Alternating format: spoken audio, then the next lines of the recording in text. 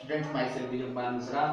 हम लोग क्लास 11 का फिजिक्स हिंदी मीडियम का पढ़ रहे हैं और आज हम लोग इसमें कल सदिश विश्लेषण की बात आई थी। तो इसी चैप्टर में दो खंड है, एक सदिश विश्लेषण और दूसरा प्रक्षेप गति। तो आज हम लोग प्रक्षेप गति की बात करेंगे।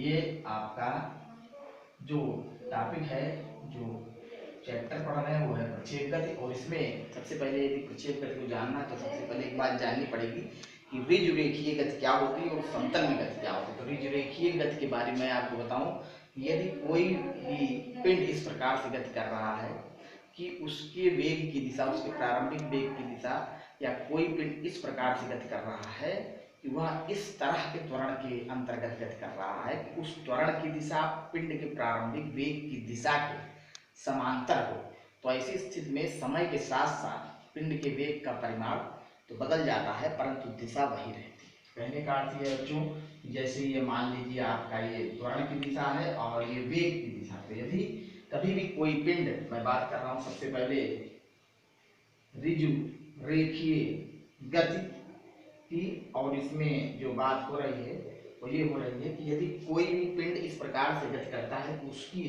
दिशा, जो प्रारंभिक वेग की दिशा है, वो इस प्रकार के त्वरण के अंतर्गत गति करे कि त्वरण की दिशा उसकी प्रारंभिक वेग की दिशा के समांतर हो। तो ऐसी स्थिति में पिंड के वेग का परिमाण समय के साथ साथ बदलता जाता है परंतु दिशा वही रहती है। और इस प्रकार की गति को ऋजु रेखीय गति कहते हैं। अब आइए समझ लेते हैं समतल में गति क्या है। समतल में गति, समतल में गति की यदि बात करें, समतल में गति इस प्रकार का कि यदि कोई पिंड इस प्रकार के त्वरण के अंतर्गत गति कर रहा है कि जिसकी दिशा पिंड के प्रारंभिक वेग की दिशा से भिन्न हो, तो ऐसी स्थिति में जब समय बदलता है तो समय के साथ साथ पिंड के वेग का परिमाण और उसके साथ साथ उसकी दिशा भी परिवर्तित हो जाती है। और पिंड एक तल में, जैसे ये एक तल है तो पिंड एक तल में और वक्र पथ पर गति करने लगता है। बात समझ रहे हैं? तो कहने का मतलब एक बार मैं फिर से बता दूं कि यदि पिंड इस प्रकार के त्वरण के अंतर्गत गति कर रहा है जिसकी दिशा पिंड के प्रारंभिक वेग की दिशा से भिन्न, तो ऐसी स्थिति में पिंड जो है वो उसका परिमाण और उसकी दिशा भी निरंतर बदलते रहेंगे। और पिंड एक समतल में, एक समतल है, ये एक्स वाई तल है, एक समतल में वक्राकार पथ पर गति करेगा। इस प्रकार की गति को समतल में गति कहते हैं। और इसी समतल में गति का सबसे अच्छा उदाहरण जो है वो है प्रक्षेप गति। इस वजह से मैंने आपको ये दोनों बताया। और प्रक्षेप गति की तरफ चलते तो इसमें ये बताया कि यदि किसी पिंड को, जैसे मान लीजिए कोई पिंड है,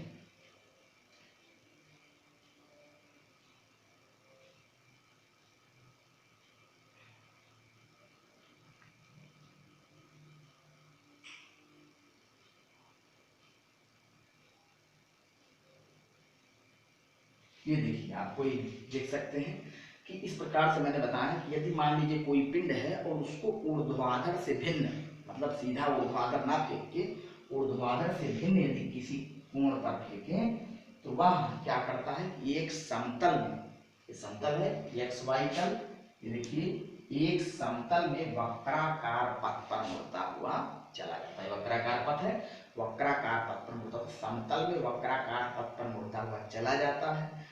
कब? जबकि पिंड को ऊर्ध्वाधर से भिन्न किसी दिशा में फेंका जाता है। तो इस प्रकार की गति प्रक्षेप गति कहलाती है। तोप से छूटे हुए गोले की गति, वायुयान से गिराए हुए बम की गति, और रॉकेट का ईंधन समाप्त हो जाने पर उसकी गति। जैसे ये आप देख रहे हैं कि जब भी जो पथ होगा वो कैसा होगा, ये परवलयाकार पथ पाया जाएगा। इस प्रकार के पथ पर वस्तु जो है गति करेगा। तो ऐसी गति हो रही तो इसको प्रक्षेप गति कहते हैं। प्रक्षेप गति में आप ये देख लेंगे, जैसा कि आप देख सकते हैं कि ये प्रारंभिक कोण थीटा है, कोई वस्तु है, उसका प्रारंभिक वेग u है और इस वेग से उसको फेंका गया है। तो ऐसी कंडीशन में यदि प्रारंभिक वेग को हम दो घटकों में वियोजित करें तो दो घटकों में वियोजित करने पर इसके दो घटक हो जाते हैं, एक जो कि ux है और दूसरा जो कि uy। ux क्या है? वेग का क्षैतिज दिशा में घटक है और uy वेग का ऊर्ध्वाधर दिशा में घटक है। थीटा 0 प्रारंभिक कोण है। और ऐसी स्थिति में मैं आपको बता दूं ux इक्वल टू हो जाएगा u cos थीटा 0 और uy इक्वल टू हो जाएगा u sin थीटा 0। ये मान आप देख लीजिए कैसे, क्योंकि कोण थीटा जो है क्षैतिज घटक cos थीटा लिया जाता है और ऊर्ध्वाधर घटक sin थीटा लिया जाता है।